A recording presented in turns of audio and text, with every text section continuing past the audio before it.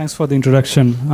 This is going to be a bit statistics heavy. And yeah, so this is just a figurative way to demo what the power calculation is. In this case, so this is my null hypothesis, and this is the red one is the alternate hypothesis, and basically, given my type 2 error, I want to be in this blue curve, in order to have an impactful conclusion.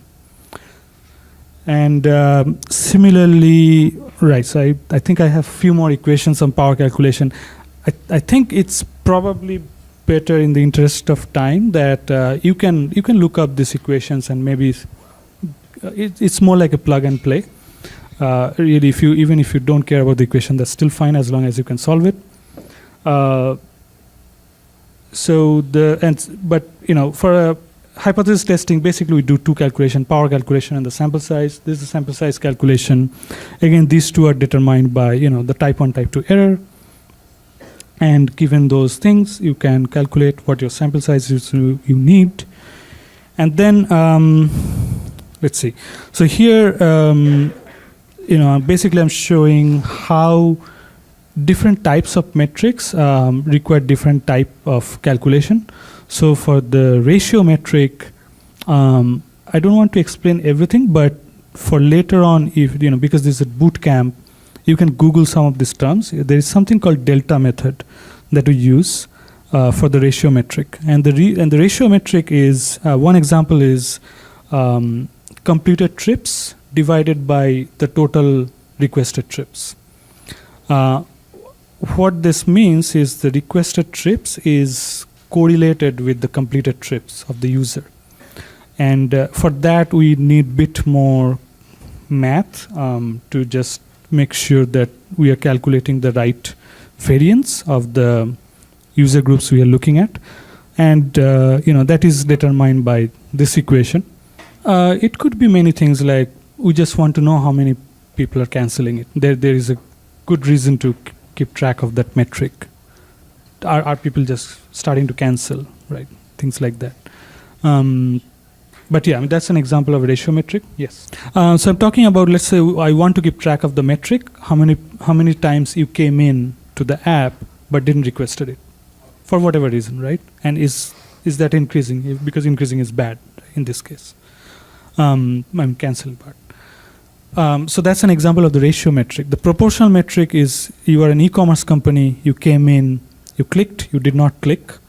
That actually has a zero correlation between click and not click.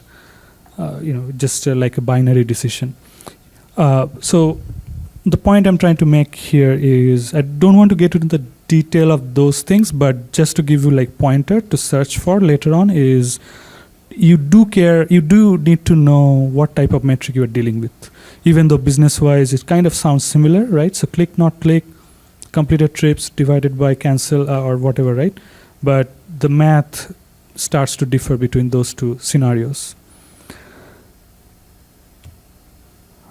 And yeah, this is, I guess, is a sort of a tabular way to represent a proportional metric. So again, this is, your click, not click.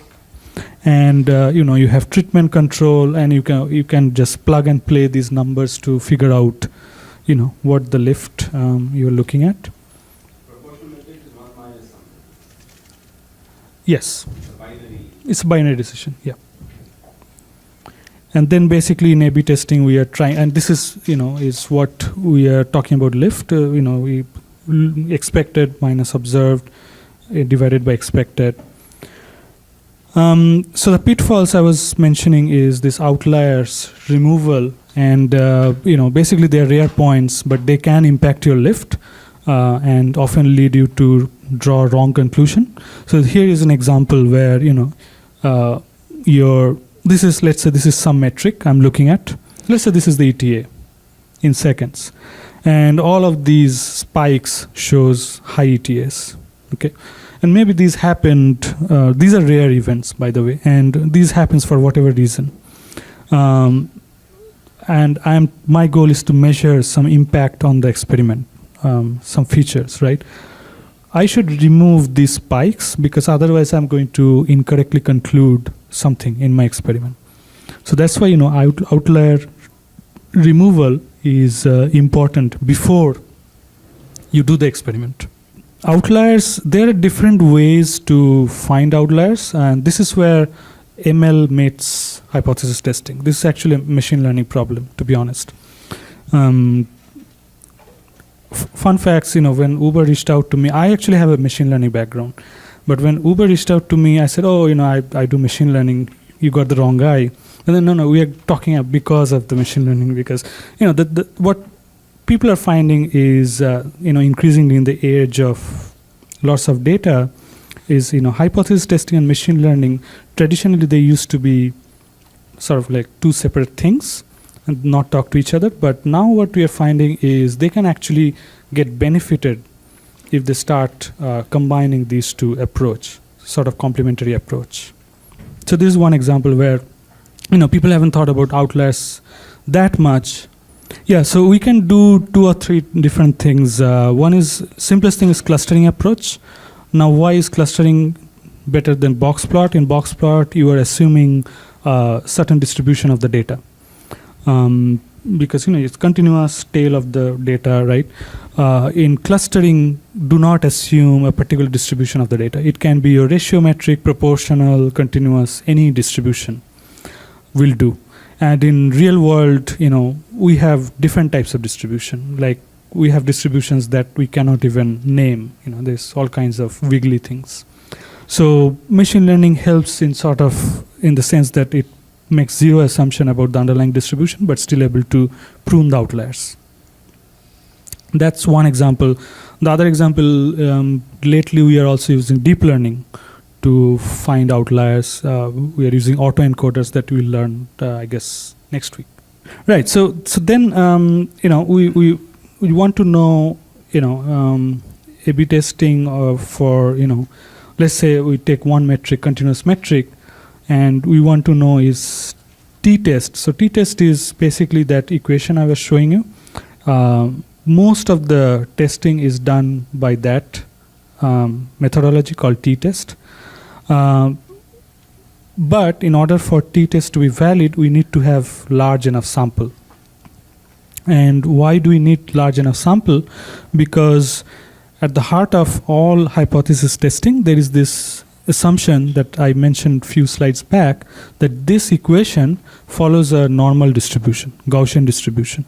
So unless this assumption is valid, we cannot apply a standard methodology of A/B testing. And there are other ways to do A/B testing if that assumption is not valid. Click-through rate would be a typical. Yes.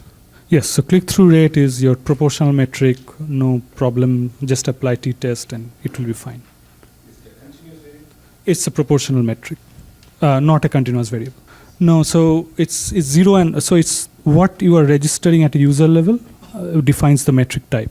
So you are registering 0 versus 1 in proportional metric. So continuous variable will be actually be ETA. That's a continuous variable, right? 13.2. Session duration. That's another continuous variable.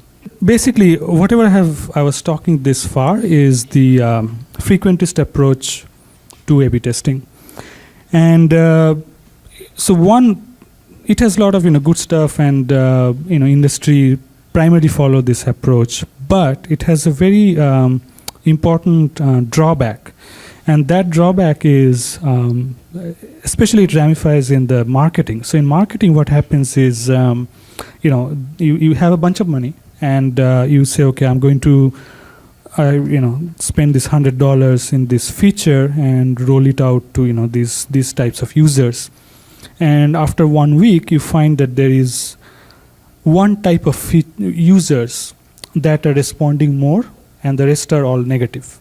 So at that point, what would you do? You would like to stop your experiment right there and then redo your experiment for that type of feature, for that type of users. Now, for frequentist approach, one of the sort of gold standard that we absolutely have to follow is you calculated the sample size, and you have to have that much sample size before you can conclude anything. So even though you are seeing that only one type of users are responding, you still cannot stop your experiment. You still have to go through whatever 2-3 weeks before you draw your conclusion. And that's a drawback. It costs companies money and all that. So the industry came up with alternate, and this what I just described is called no pick rule, meaning that during the experiment you are not allowed to pick and look at the results, because your results, even though if you are seeing that only one type of users are responding, that may not be the ultimate conclusion that you want to draw.